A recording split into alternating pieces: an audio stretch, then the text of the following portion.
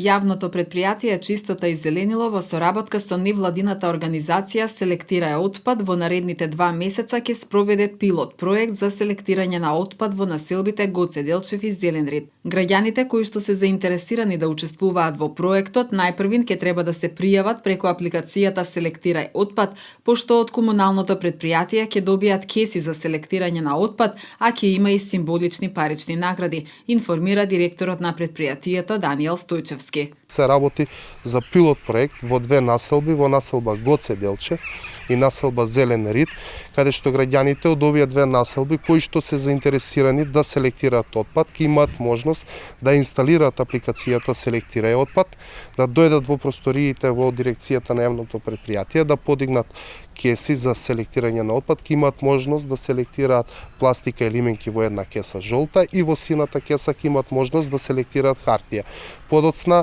во одреден период кој што ќе го договориме со граѓаните, екипите на јавното предпријатие по полнење на кесите ќе го собираат тој отпад,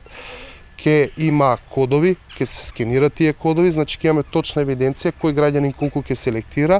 При собирање на самите вреќички ќе им оставаме и нови вреќички за да можат граѓаните и дополнително да продолжат во текот на овие 2 месеци да селектираат, а за оние граѓани кои што ќе извршат најголем број на селекција, ќе следуваат и награди. Ќе биде ова промотивно, ќе има за прво место награда од 2000 денари, за второ и трето место ќе има награда од по 1000 денари и за четврто и пето место ќе има награда од по 500 денари. Ова го правиме со цел да ги стимулираме и мотивираме граѓаните да започнат со селектирање на отпад. Се надевам дека ова акција ќе биде успешно спроведена во наредните 2 месеци и тогаш ќе се посветиме ова акција да ја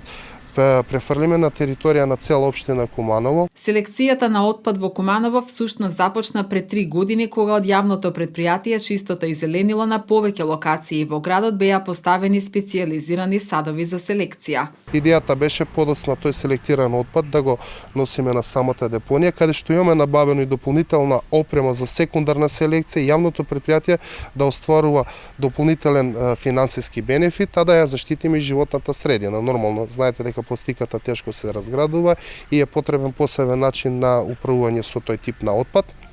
Меѓутоа, за жал, опремата која што беше поставена, иако морам да потенцирам дека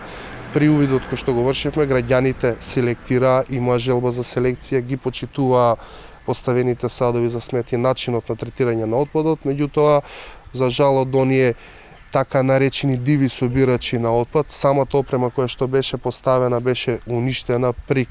крадење на отпадот од нивна страна, беше уништена целата опрема и не успеавме докрај да ја извршиме ова акција успешно, меѓутоа овој пат сум оптимист бидејќи се работи на еден поинаков начин, каде што директно ќе влегуваме во домаќинствата, ќе има непосредна комуникација со граѓаните и мислам дека ова акција ќе успее. По завршувањето на пилот проектот, интенцијата на комуналното предпријатие е селектирањето на отпадот да биде достапен за сите граѓани на општина Куманово.